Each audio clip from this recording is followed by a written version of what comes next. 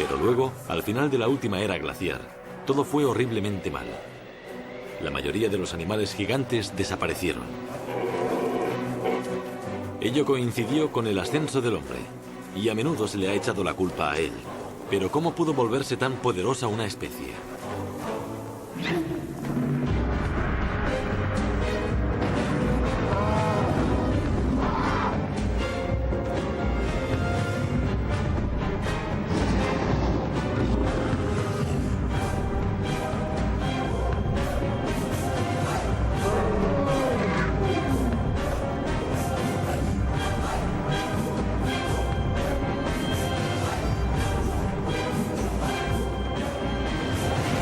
Caminando entre las bestias.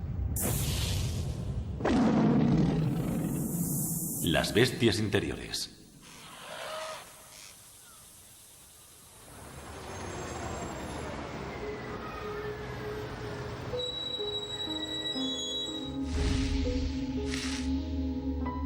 A los humanos nos gusta considerarnos únicos. Pensar que estamos por encima del resto del reino animal. Pero desde el siglo XIX sabemos cuál es nuestro lugar en la naturaleza.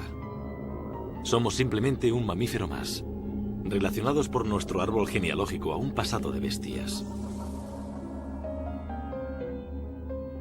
No obstante, la historia de cómo hemos llegado a ser tan inusuales es una de las más extraordinarias de la evolución.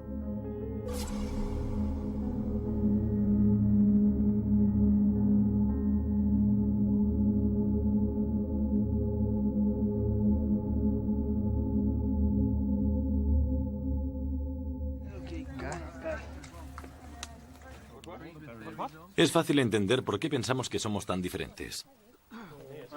Nuestro sofisticado uso de la tecnología parece diferenciarnos de otros animales. Nuestra sofisticada habilidad para crear herramientas nos permite reproducir todo, desde herramientas de piedra a animales artificiales. Otra vez, por favor. Arriba, bien. Y abajo, bien. Paseando con las bestias es la historia del ascenso de los mamíferos y nuestra historia. Y la historia de nuestros antepasados es parte integrante de eso.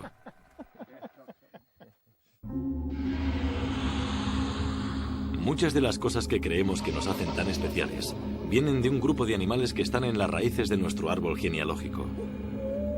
Son los primates.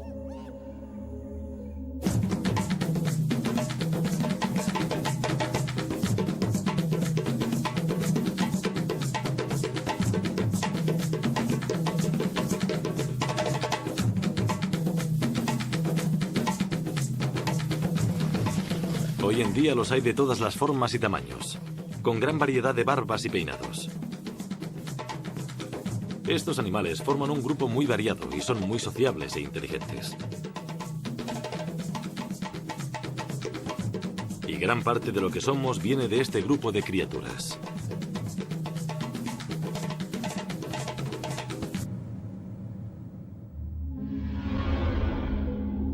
De modo que para entender realmente cómo llegamos a tener tanto éxito los humanos, tenemos que remontarnos muy atrás, hasta una época justo después de la extinción de los dinosaurios, cuando aparecieron los primeros primates en las ramas. Algunos de los primeros primates eran extraordinariamente parecidos a los lémures que existen todavía ahora. Todavía tienen las características que diferenciaron a los primeros primates de otros mamíferos arbóreos. Este animal es un lemur blanco y negro de collar y es una especie de primate de la isla de Madagascar. Este animal es un coatí y pertenece a la familia de los mapaches de América Central y del Sur. Son animales muy diferentes. El lemur, por ejemplo, si nos fijamos en sus ojos, tiene dos ojos orientados hacia adelante. Es un animal que trepa árboles y eso le ayuda a calcular las distancias. El coatí también es un animal que trepa árboles, pero tiene los ojos más hacia los lados de la cabeza que hacia el frente. Sabemos que este es un rasgo antiguo de los primates porque se ha visto en los fósiles más antiguos. Este es el fósil de primate más interesante que existe por dos razones. Es el fósil de primate más antiguo que tenemos, del que tenemos un esqueleto. Y en segundo lugar, nos muestra todos los rasgos clave porque está casi completo. Y como se puede ver por muchos rasgos, sin duda es un primate. Todos esos rasgos eran adaptaciones a la vida en los árboles. Lo que han hecho los primates es rotar los ojos hacia adelante, y el tener los ojos delante es increíblemente importante para la visión tridimensional. Para ver un objeto en 3 dimensiones, se tiene que poder ver con los 2 ojos simultáneamente, y si se está saltando constantemente en los árboles, esa es una característica muy importante. Y para asegurarte de no caerte, tienes que poder agarrarte. Las manos o las zarpas en este caso son muy diferentes. El coatí tiene unas zarpas planas con garras y no puede agarrarse tan bien como el lemur. El lemur tiene manos, tiene 4 dedos y un pulgar. También tiene uñas en lugar de garras y puede agarrar también como nosotros. Si se quiere saltar sobre superficies anchas como troncos de árboles, tener garras como ganchos es una buena idea. Se clavan y uno puede moverse. Pero si el soporte al que se salta es más fino, las garras no son tan efectivas. Es mucho mejor poder agarrarse en forma de pinza.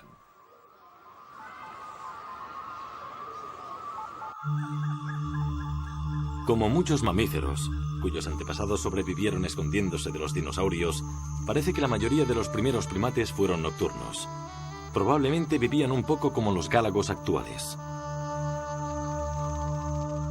Los gálagos son solitarios y ven en blanco y negro, pero su fantástica coordinación entre manos y ojos les permite atrapar comida al vuelo y saltar por las copas de los árboles a gran velocidad. Y aquí es probablemente donde empezó la historia de los humanos, saltando por las ramas en medio de un bosque oscuro. Estoy convencido de que muchos de los rasgos primitivos de los primates fueron absolutamente fundamentales para nuestra propia evolución, de que proporcionaron la base de lo que somos ahora. Un ejemplo muy bueno es el de los grandes ojos orientados al frente, que permiten la visión tridimensional en conexión con el cerebro. Y las manos asideras, porque una vez usas las manos asideras delante de los ojos, recibes la información de que puedes sostener algo con las manos y lo puedes manipular.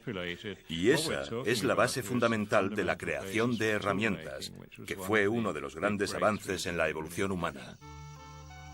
El siguiente capítulo de nuestra historia evolutiva llegó cuando los primates abandonaron la noche y salieron a la luz del día.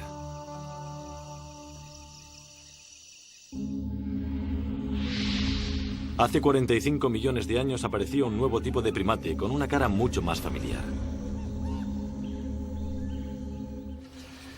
Desafortunadamente, los fósiles de aquella época son extremadamente raros y normalmente solo existen fragmentos de huesos. Pero una técnica extraordinaria que se usa en medicina permite al científico Dr. Christoph Zollikofer unir los huesos para poder ver cómo eran aquellos primates.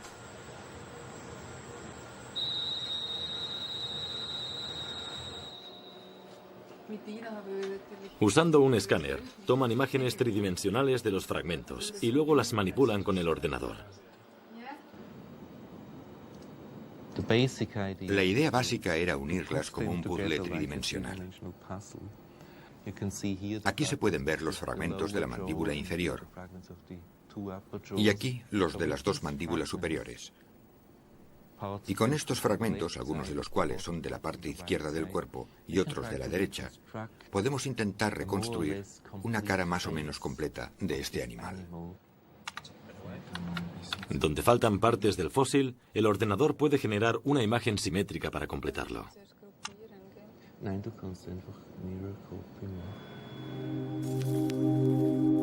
Para poder ver bien este animal, los científicos pueden ir más lejos y usar el ordenador para construir una maqueta. Guiado por la imagen tridimensional, un láser traza la forma exacta del fósil capa a capa sobre una resina sensible a la luz.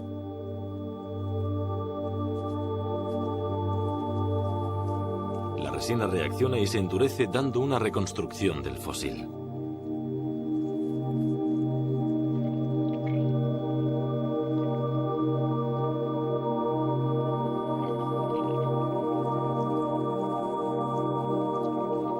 Este es un momento extraordinario. Una oportunidad para el paleontólogo Bob Martin de encontrarse cara a cara con la nueva etapa de la evolución del hombre: los monos.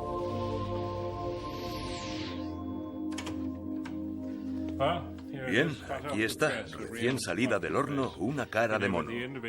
Con los trozos por separado es difícil hacerse una idea, pero cuando se unen y se mira de frente, con la parte externa de las órbitas de los ojos orientadas hacia adelante, se puede imaginar el resto de las órbitas aquí.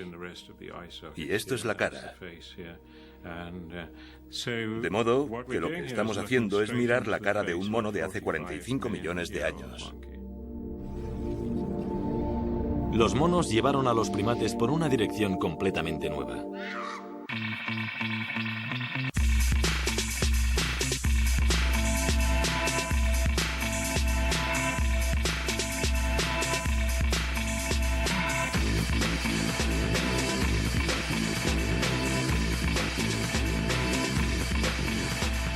Al vivir durante el día, adquirieron un aspecto nuevo comparados con los primeros primates. Tienen las caras más planas y su visión es extraordinaria. No solo pueden ver en 3 dimensiones, también ven el mundo en color.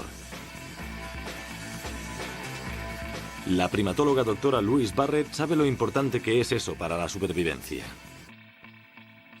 La visión en color es muy útil para los monos porque depende mucho de la fruta como parte de su dieta. No comen insectos y esa clase de cosas. De modo que poder identificar la fruta madura es muy útil, y la fruta madura normalmente tiene colores vivos, como rojo o amarillo. No es probable que sea verde. La otra razón por la que la visión en color es muy útil para los monos es por la comunicación. Estos monos tienen unos puntos blancos en la nariz y la familia a la que pertenecen se caracteriza por tener unos rasgos faciales muy elaborados, y todo ello forma parte de la comunicación, y en muchos casos sirve para comunicarse entre especies, para no aparearse con un mono de otra especie, lo cual sería un pequeño desastre.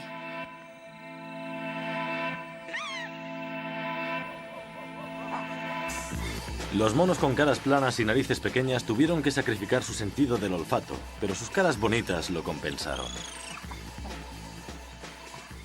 Puesto que los monos no dependen tanto del olor, para comunicarse pueden tener un hocico mucho más reducido. Su nariz ya no es húmeda y no tienen la división del labio superior como los primates inferiores y otros mamíferos.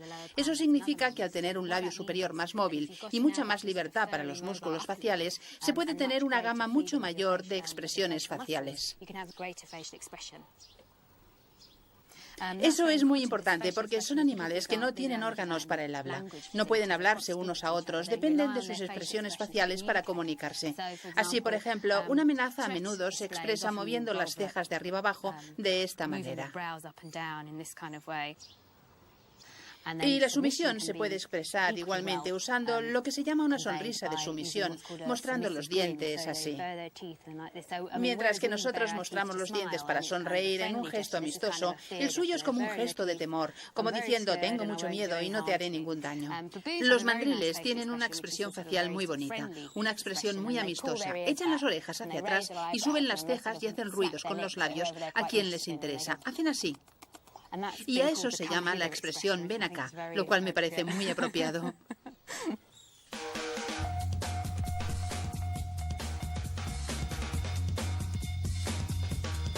Nosotros podemos identificarnos con esas señales no verbales porque siguen siendo una parte clave de la comunicación humana.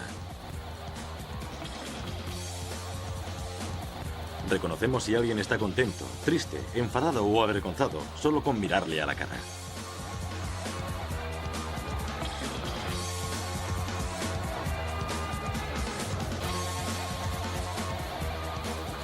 Todo esto empezó en la prehistoria, con los monos diurnos, porque tenían una vida social muy activa.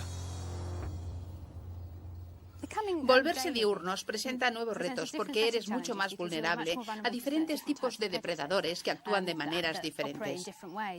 Y la opción de los monos fue la vida en grupo, de modo que la mayoría de monos viven en grupos y son intensamente sociales. Pasan gran parte del día aseándose unos a otros. Les preocupa mucho el quién es quién y quién está haciendo qué con quién, y estar al corriente de lo que hacen todos. Y más o menos se centran en eso y se han convertido en una especie de animales políticos y maniobran maniobran y usan sus relaciones sociales para avanzar en el juego y para mejorar su posición en el grupo, para poder tener la mejor comida, los mejores aliados y esa clase de cosas. Todo ese entretejido tuvo un profundo efecto en otra parte del cuerpo de los monos. Y para hacer eso, la cabeza tiene que trabajar mucho, para seguir la pista de quién es qué y quién es quién. Es como un gran culebrón y tienes que estar al corriente en todo momento, de lo contrario sufrirás las consecuencias. Y esa presión de estar siempre al día, de saber siempre lo que pasa en el grupo, hizo que se desarrollase una función más cognitiva, un cerebro mejor en resumen.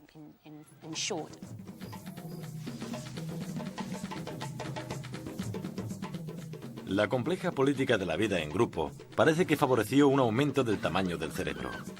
Fue el principio de lo que se convertiría en una característica inconfundiblemente humana.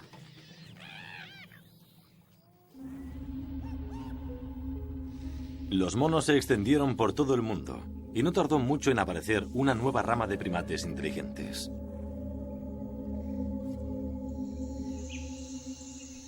Los chimpancés, los gorilas y los orangutanes son nuestros parientes vivos más próximos. Son los simios. Este es Bo. Es una cría de orangután y forma parte de la gran familia de los simios, que es la familia a la que pertenecemos nosotros. Así que, al igual que nosotros, tiene manos asideras. Tiene un cerebro grande para el tamaño de su cuerpo y por ello tienen embarazos muy largos y un periodo muy largo de cuidados maternos. Los árboles han sido siempre el hogar ancestral de los primates, pero los simios iniciaron el proceso de bajar al suelo. Los grandes simios son mucho más grandes que los monos y debido a ello no pueden correr por las puntas de las ramas como hacen los monos. Tienen que trepar. Se mueven por el suelo, suben a los árboles y hacen un semibalanceo por las ramas para obtener su alimento. Debido a ello tienen una postura más erecta y un pecho mucho más ancho que los monos.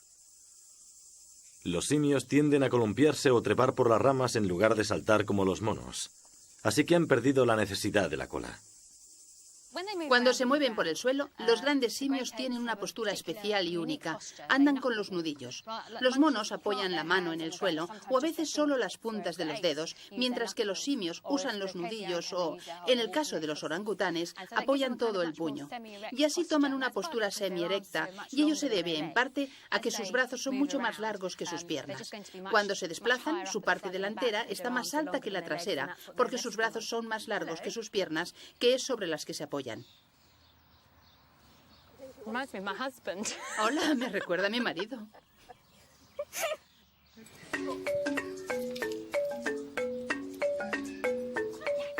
Puede que los simios sean parientes próximos, pero sabemos que no son familia. Debió haber un momento en la evolución en que nuestros antepasados se separaron de los simios y tomaron otro camino.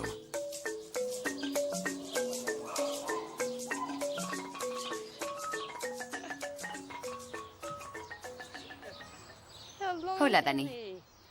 Para ayudarnos a identificar las diferencias fundamentales entre simios y humanos, el chimpancé Dani va a llevar a la profesora Leslie Aiello a dar un paseo. Primero se embadurnan los pies con barro para marcar las huellas. Es divertido ensuciarse, ¿verdad? Vamos. Vamos. Al andar, van dejando las huellas, que la profesora Aiello observará detenidamente. Muy bien. Vamos a ver lo que hemos hecho. La principal diferencia es que la huella del chimpancé es corta, es ancha y tenemos el pulgar oponible. El dedo gordo sobresale como el pulgar de una mano asidera. Si se compara eso con una huella humana, nuestras huellas son muy largas, relativamente estrechas, y el dedo gordo está alineado con el resto del pie. Excepto los humanos, ningún otro primate anda normalmente sobre dos patas. Es el rasgo más evidente que nos diferencia del resto de los simios. ¿Pero fue el andar erectos el elemento clave que cambió el destino de nuestros antepasados?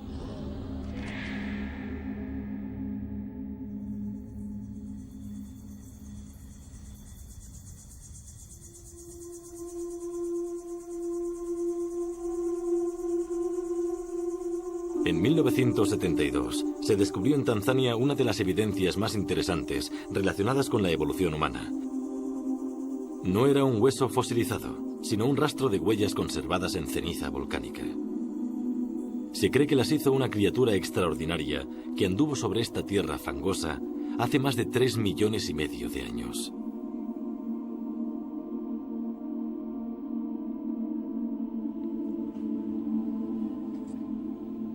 Este es el molde del famoso rastro de huellas de la Etoli, al norte de Tanzania.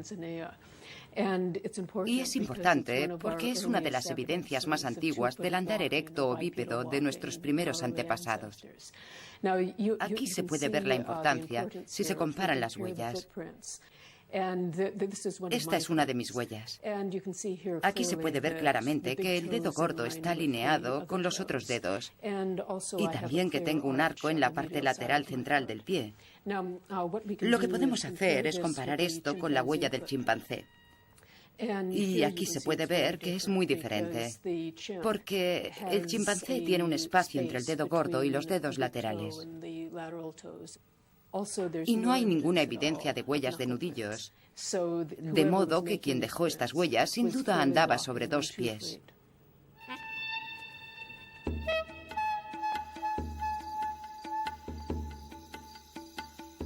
Cuando encontremos evidencias de andar erecto, tendremos pruebas concluyentes de que tenemos algo que pertenece a la línea humana y no a la de los simios. Por lo que sabemos de la evolución humana a partir de los fósiles, el andar erecto fue primero.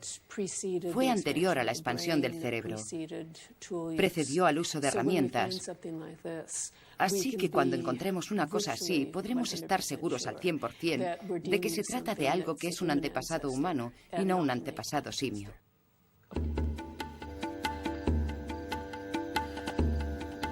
Estas huellas son una evidencia fascinante de una criatura extraordinaria. Un simio que finalmente dejó su hogar ancestral en los árboles y bajó al suelo.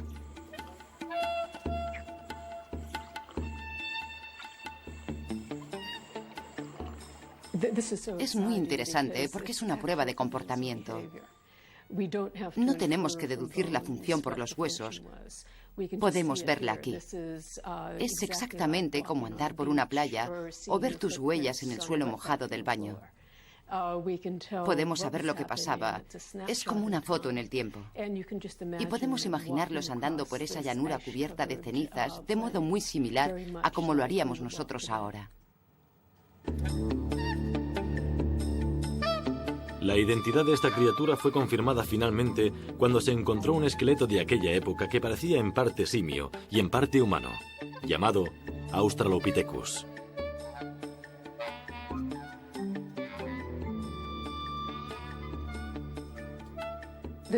Este es uno de los mejores cráneos australopitecinos que tenemos, y si hubiéramos visto a esta criatura, sería muy parecida a un chimpancé. El cerebro es muy pequeño, solo ligeramente más grande que el de un chimpancé. Los australopitecinos tenían una cara que sobresalía bastante y la nariz era plana. Habría sido una nariz muy similar a la de los simios o a la de los chimpancés. Pero uno de los rasgos que indican que no era un chimpancé es que el foramen magnum, el agujero por el que la médula espinal entra en el cerebro, está situado debajo del cráneo, de modo que el cráneo debía balancearse sobre la columna vertebral, y eso es una característica de los bípedos. Así que este individuo, aunque mirándolo superficialmente se parecía a un chimpancé, andaría sobre 2 patas y pertenecería a la línea de los humanos. El esqueleto y las huellas proporcionaban evidencias para que los animadores de Paseando con las Bestias construyeran un Australopithecus.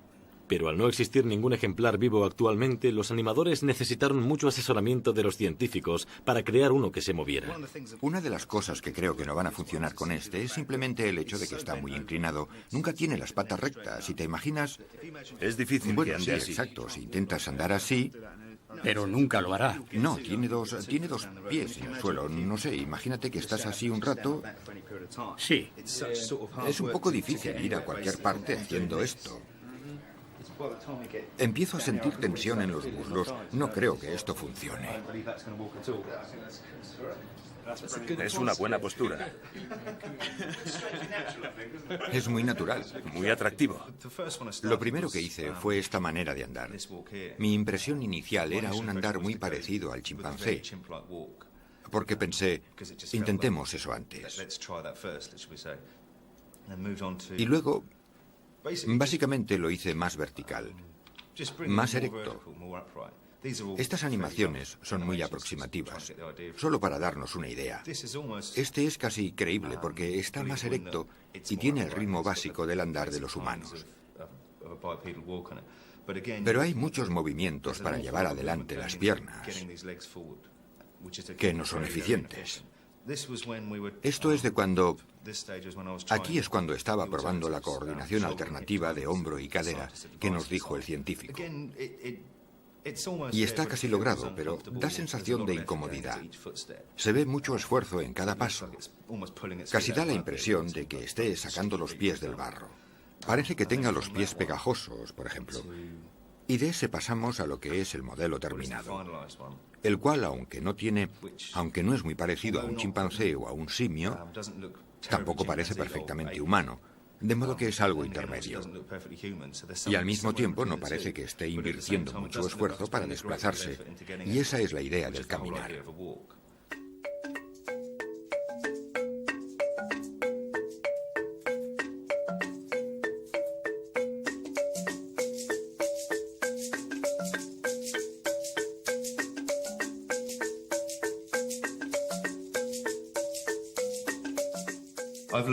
He aprendido más haciendo este ciclo que con cualquier otra animación de las que he hecho.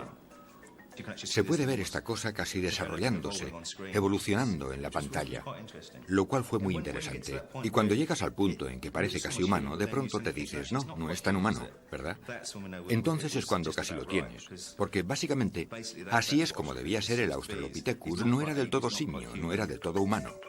En cierto modo, el andar erecto hacía que el Australopithecus estuviera más cerca de los humanos que de los simios. Pero, ¿significa eso que empezase a comportarse del mismo modo? Con las manos libres para usar herramientas, ¿se había convertido en una criatura que había empezado a tener el control sobre los animales que le rodeaban?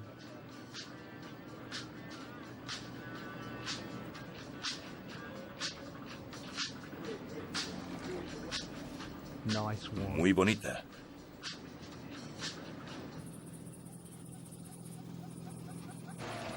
El científico sudafricano Dr. Bob Brain ha hecho un estudio meticuloso de los restos de la especie de Australopithecus del sur.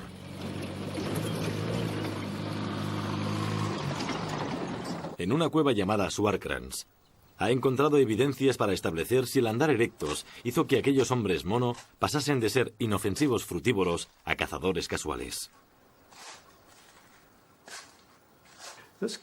Esta cueva de Swartkrans es extraordinariamente rica en huesos fósiles. Solo en esta excavación se extrajeron algo así como 240.000 fósiles. La mayoría eran de animales que vivían en los matorrales, pero había también una gran proporción de cráneos de simios, sin los cuerpos. Para muchos, eso era una evidencia del lado más oscuro del hombre. Una explicación posible es que fueran caníbales y que fueran decapitadores profesionales que traían los cráneos de sus víctimas al lugar donde vivían. Y así es como acabaron siendo fósiles. Pero yo quería ver la imagen completa y ver qué otras explicaciones, qué otras opciones podía haber. El Dr. Brain tenía la corazonada de que la verdadera explicación se podía encontrar estudiando la fauna actual en los matorrales. Afortunadamente, muchos de los animales que se encuentran en la naturaleza, en los matorrales hoy en día, son básicamente los mismos que había hace 1 millón o 2 millones de años. Algunos han desaparecido, los felinos dientes de sable han desaparecido, pero los leopardos aún están aquí, los leones aún están aquí. Así que era como salir al campo y buscar los sitios donde se habían matado presas. Con buen ojo para las pistas, el Dr. Brain encontró un sitio clásico donde se guardan las presas. Este es un lugar donde un leopardo tenía a su presa, pero a menos que vengas muy pronto, antes de que los restos caigan al suelo, no encuentras gran cosa, porque son inmediatamente esparcidos por las hienas y chacales que vienen a estos sitios. Lo que se encuentra normalmente es el cráneo, porque es una parte muy dura. Los dientes y la mandíbula inferior no son muy apetitosos, y estas son las partes, especialmente los cuernos. Estas son las partes que quedan.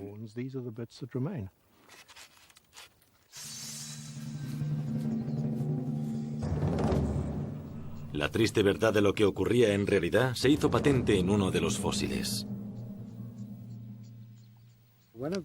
Una de las evidencias realmente interesantes que encontramos en los fósiles de Swartkrans nos la aportó esta parte del cráneo.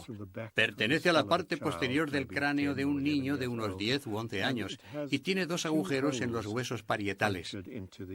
Extrañamente, la separación entre estos 2 agujeros corresponde casi exactamente con la separación de los colmillos inferiores de un leopardo. Así que una posible reconstrucción que sugerimos fue que un leopardo mató al niño y lo arrastró hasta el lugar donde iba a comerlo, en la parte baja de la cueva de Swartkrans, y que este, como muchos fósiles más de la cueva de Swartkrans, no son nada más que restos de comidas de felinos. De modo que el andar erectos nos ayudó a avanzar. Pero seguimos siendo comida para felinos. Para un hombre mono, vivir en la sabana relativamente abierta creo que debía dar bastante miedo. No solo eran criaturas bastante pequeñas, sino que tenían muy pocas defensas naturales.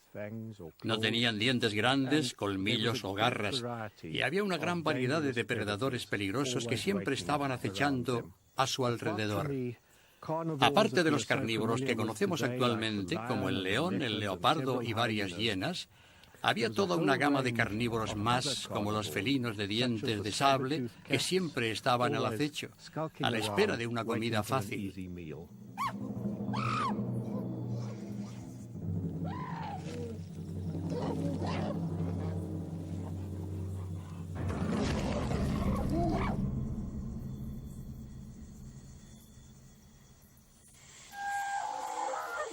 Pero los depredadores no eran los únicos que hacían la vida difícil para el Australopithecus.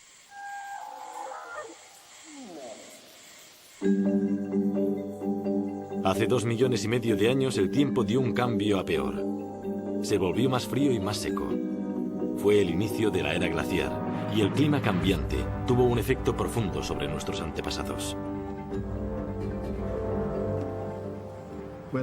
Parece que a medida que las condiciones se volvían más difíciles para la supervivencia, se intentaron 2 estrategias diferentes. Una fue la que usaron los robustos hombres mono, que tenían un cráneo muy característico, normalmente con una cara plana y ancha, y su estrategia parece que fue la de hacerse fuertes ellos mismos para vencer las condiciones realmente difíciles, dando lugar a un individuo de aspecto duro y robusto. Esa era una alternativa. La otra, que se dio en nuestro linaje humano y prehumano, fue simplemente un aumento del tamaño del cerebro. Y eso se refleja desde el principio del linaje humano. Y en el caso de estas criaturas, parece que se basaban en el ingenio más que en la fuerza. Y de las 2 opciones, esta resultó ser la que tuvo éxito. El robusto hombre mono se extinguió, mientras que los descendientes de la especie de cerebro más grande salieron de África y empezaron a extenderse por todo el mundo.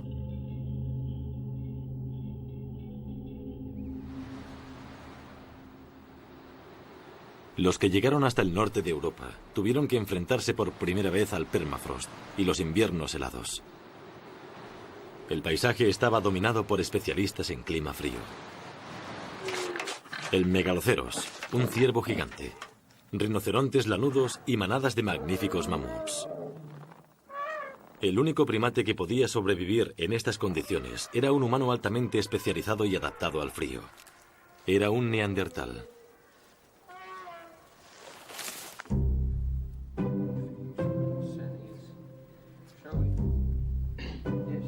Paseando con las bestias, los neandertal eran tan parecidos a los humanos modernos que se usaron actores en lugar de animación para recrearlos.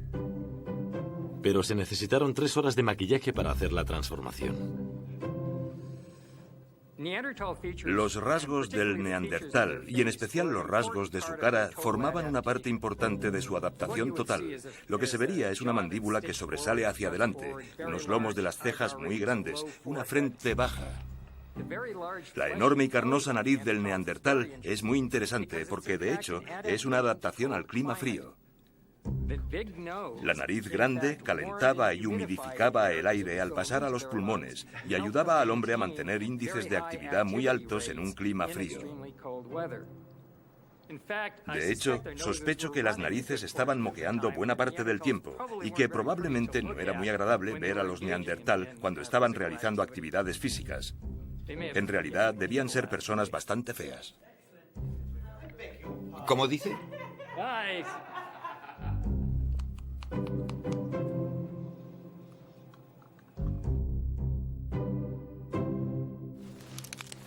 Puede que los neandertal parecieran indeseables, pero desde luego no eran tontos. De hecho, sus cerebros eran en cierto modo más grandes que los de los humanos modernos. Y los fósiles parecen sugerir que desde luego ya no eran comida para felinos.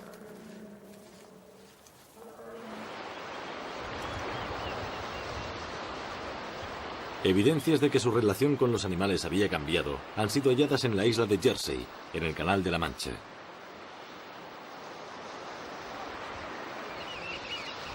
El arqueólogo Dr. Paul Callow ha estudiado los restos hallados en la base de este acantilado para reconstruir lo que pasaba aquí.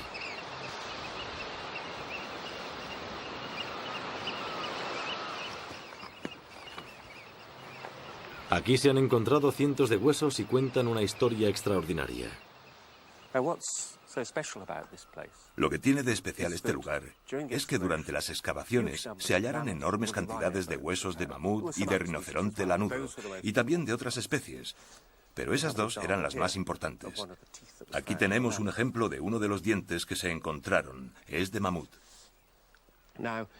Y lo importante no era tanto la cantidad que se halló, sino la manera en que estaban dispuestos en el lugar. Durante las excavaciones en 1969, los arqueólogos quedaron asombrados al encontrar huesos de animales como estos perfectamente ordenados. Es extremadamente raro encontrar huesos así, y desde luego indica que hubo alguna clase de intervención humana. Y de hecho, podemos encontrar al culpable, porque hay muchas evidencias. Esta es la clase de herramienta que hacía el hombre de Neandertal, y si nos fijamos en algunos huesos, podemos encontrar una especie de rasguños que se hicieron al usar herramientas de piedra para separar la carne del hueso. No eran solo los rasguños encontrados en los huesos. Cuando se descubrieron dientes de neandertal en el lugar, pareció seguro que los neandertales habían participado en alguna clase de matanza organizada.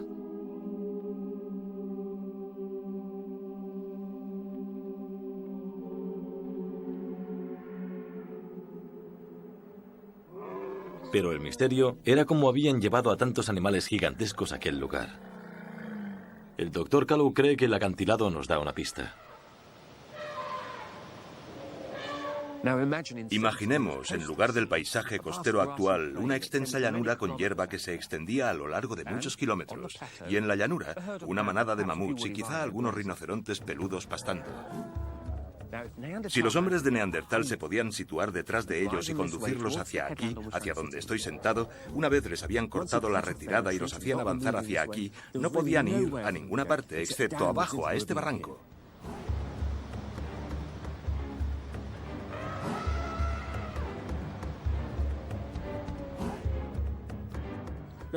Pero, por supuesto, no sabemos cómo hacían los Neandertal para que los mamuts vinieran hacia aquí.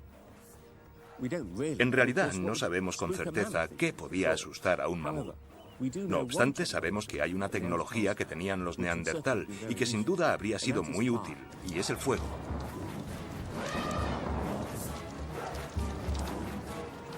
En el mismo barranco hay masas de carbón y huesos quemados. Y con el fuego encendido detrás de los mamuts y los vientos en la dirección adecuada, no les quedaba más opción que venir en esta dirección.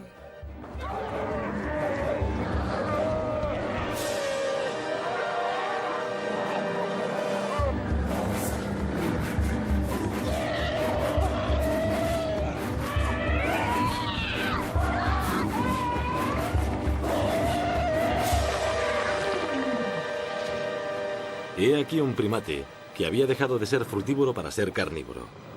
Y casualmente estos cazadores profesionales habitaban la Tierra cuando los mamíferos gigantes empezaron a desaparecer.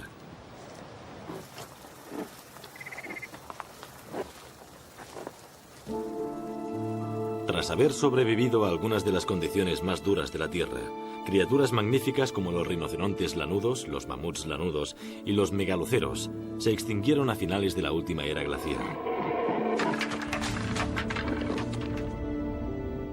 Aunque los neandertal pueden parecer culpables, hay otros sospechosos en el caso.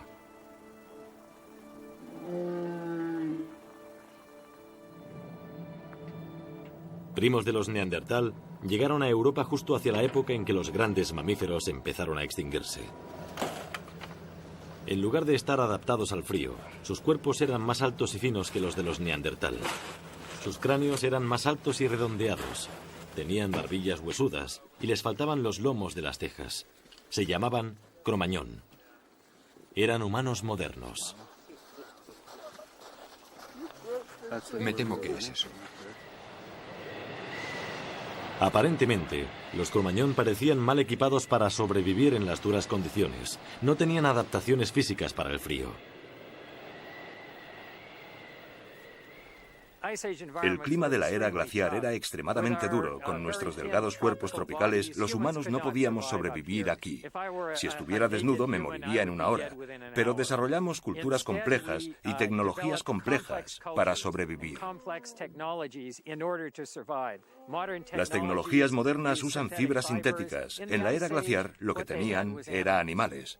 Eran capaces de matar animales, usar la carne como comida, usar las pieles como vestido, usar los huesos y los cuernos para hacer herramientas, y con aquellas cosas sencillas, combinadas de una manera muy sofisticada, los humanos lograron vivir en estos ambientes tan difíciles.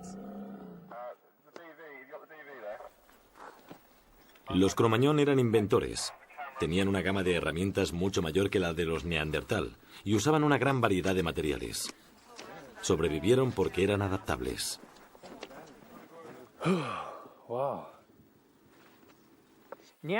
Las herramientas de los neandertal estaban hechas de piedra astillada. Hacían herramientas simples para rebanar y cortar leña. Herramientas como estas se podían usar para raspar pieles y procesar materiales animales, y por supuesto las puntas de lanza se usaban para cazar. Los humanos modernos, por otro lado, también hacían herramientas simples de piedra, pero eran más eficaces. Lo más importante era que las montaban en mangos, lo que les permitía usarlas con gran ventaja mecánica para raspar una piel, por ejemplo. Un mango da mucha ventaja. Y además, hacían herramientas con otros materiales como cuernos y huesos. Lo que usaríais si hubierais vivido hace 30.000 años en Europa serían lanzas con punta de cuerno como esta. Si tocáis las puntas, son muy afiladas y podríais penetrar fácilmente a mucha profundidad. Inicialmente se montaban en lanzas que se lanzaban a mano, pero hace unos 20.000 años se empezó a usar el lanzador de lanzas o atlatl. Y el funcionamiento era... Tenías un agujero en el extremo de una lanza muy larga con una pluma. ¿Se coge bien? Sí, si la sostienes más o menos paralela al suelo, se flexionará hacia arriba, irá hacia arriba. De acuerdo. Bien, muy bien, así se hace. Es impresionante.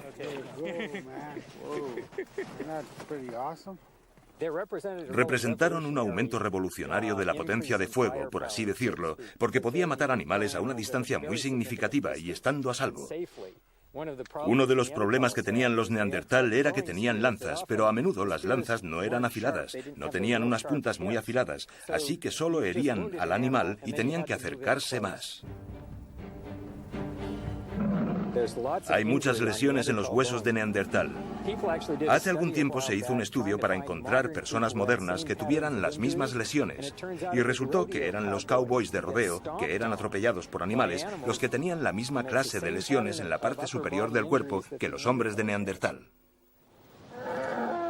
La vida de los Neandertal era mucho más peligrosa que la de los Cro-Magnon, y también eran mucho menos adaptables.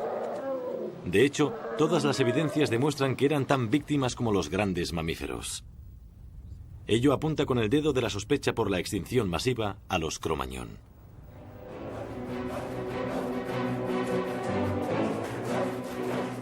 ¿Fueron sus habilidades superiores para la caza las que iniciaron la catástrofe?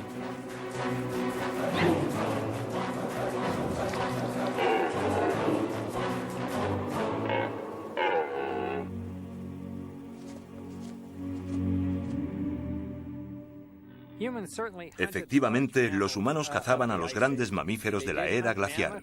Cazaban mamuts, cazaban rinocerontes lanudos, sin duda cazaban megaloceros, los alces gigantes, pero no lo hacían con tanta frecuencia.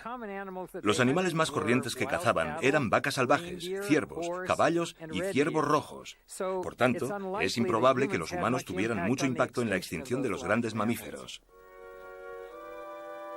Los humanos tenemos la tendencia de pensar que siempre hemos sido una fuerza global. Pero parece que en aquella época simplemente no teníamos la tecnología, ni éramos tantos como para crear tal caos entre los mamíferos gigantes. Ahora muchos científicos creen que debió ocurrir algo más. Las últimas investigaciones demuestran que las eras glaciares pueden terminar no en miles de años, sino en cuestión de décadas con resultados catastróficos. Las fluctuaciones rápidas del clima, en las que en concreto podía haber episodios de calentamiento de 6 a 7 grados Celsius en el espacio de menos de 30 años, probablemente causaron tantas alteraciones en la vegetación que aquellos grandes mamíferos, en particular las especies grandes, no lograron adaptarse, y al tener bajas densidades de población y ritmos reproductivos lentos, aquellos cambios medioambientales fueron la causa más probable de su extinción, más que la caza de los humanos. La Tierra es una fuerza mucho mayor que nosotros. Y probablemente fue un masivo y catastrófico cambio climático lo que provocó la extinción de los grandes mamíferos.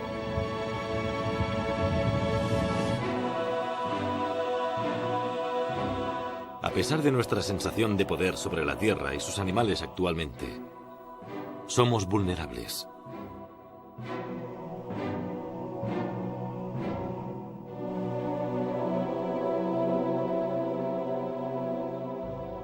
Si tuviéramos que enfrentarnos al inicio repentino de otra era glaciar, es totalmente posible que toda nuestra compleja y frágil sociedad se desmoronase.